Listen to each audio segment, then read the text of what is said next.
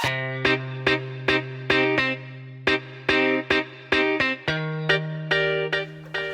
guys, welcome once again to my YouTube channel. If you're new here, I'm Vera and I'm a Nigerian living right here in Australia. And on today's video, I'm going to be sharing with you guys how to find a job in Australia. I've gotten so many questions about how to find a job in Australia, and today I've made a research and I want to share with you guys how to actually go about finding a job in Australia. So stick around and don't forget to subscribe.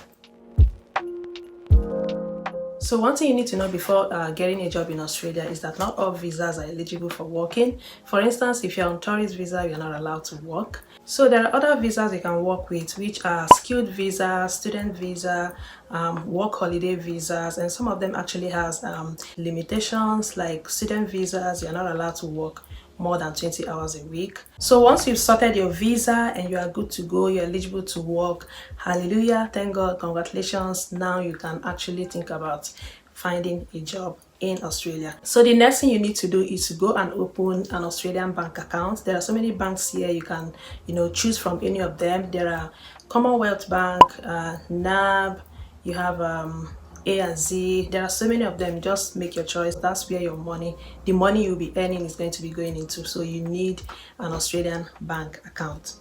So after you've opened an Australian bank account, the next thing you need to do is to open what is called a superannuation account. Sorry guys, I had to pick up my baby.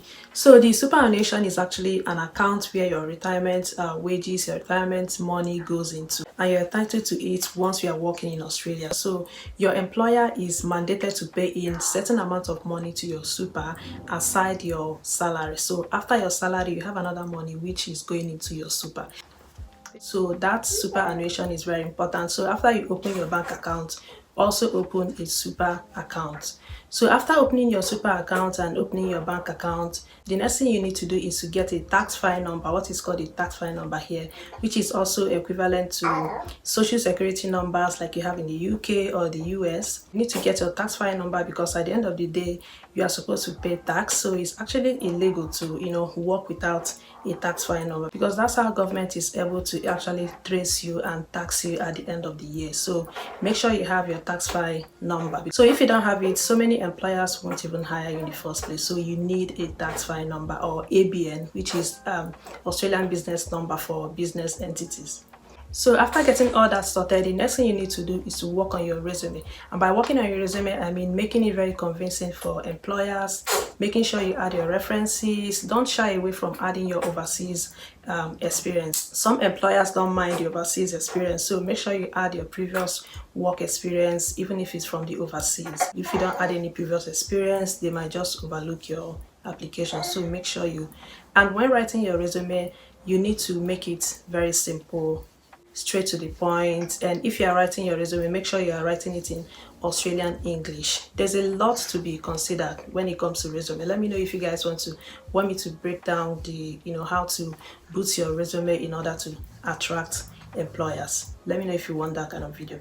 So another thing you can do to add to your resume and increase your chances of getting a job is to actually do some courses. There are short courses, online courses you can do, like first aid, CPR, depending on what you are working, the area you are working in. So for instance, if you are working in hospitality, there's a certificate you can get which can help you work in bars, nightclubs, anywhere you can actually serve drinks or serve alcoholic drinks. You are supposed to get that certificate before you can actually work in such places. So again, if you are working in construction or you are planning on working in construction, you need your white card. So you need to do a training for your white card. The course is basically safety measures to take in a work site and stuff like that.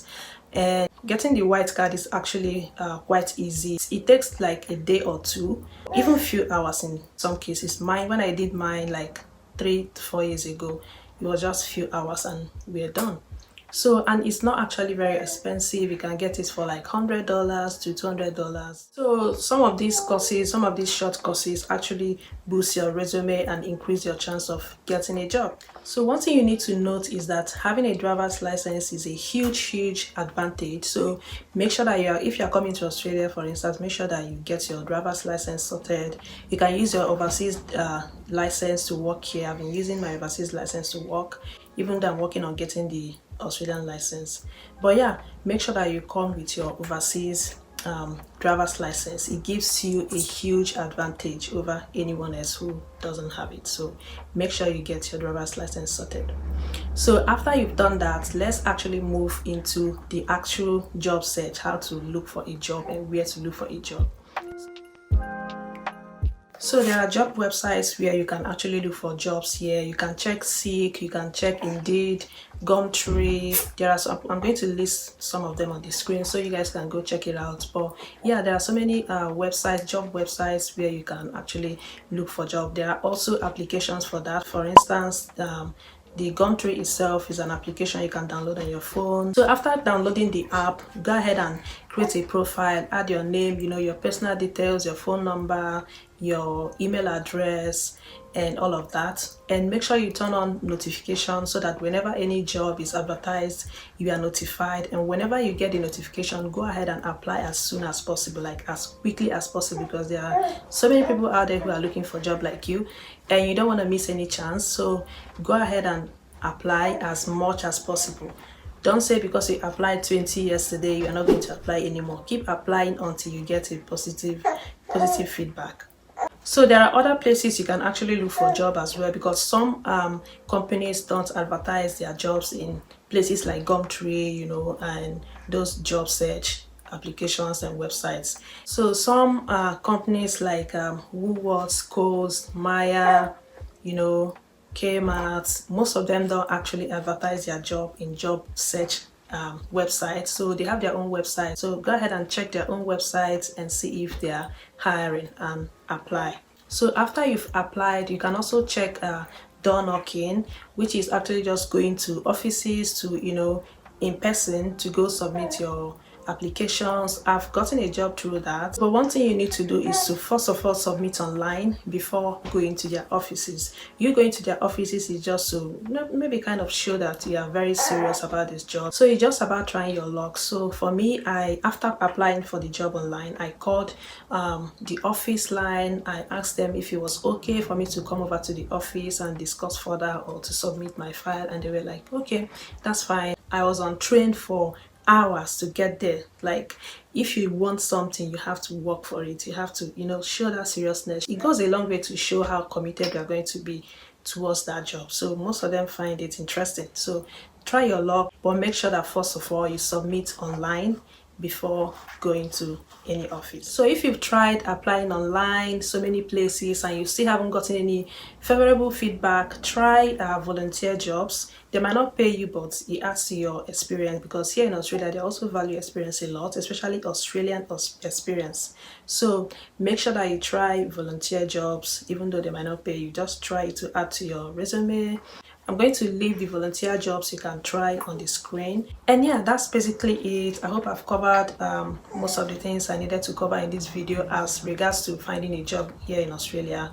So just be positive. If you believe in God, pray, work hard, show seriousness. One advice I'm going to give you guys is, once you get into Australia, don't be isolated. Go out there, mix with people, build your network. It will also help you to get a job. So if there is any way at all, the friends you make here can share information with you. No man is an island. Go out there, mix with people, attend events, there are churches here where you can meet so many Nigerians, like Redeemed Christian Church. That's if you're a Christian. Join Facebook groups. There are Facebook groups which are mainly for Australian immigrants. So that's basically it. I hope you guys enjoyed watching this video. If you did, go ahead and give it a massive thumbs up.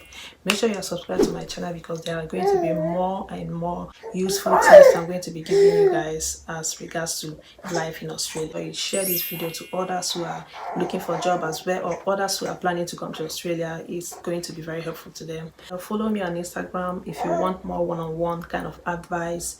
Follow me on Instagram. My handle will be there on the screen, or email me and I'll definitely get back to you.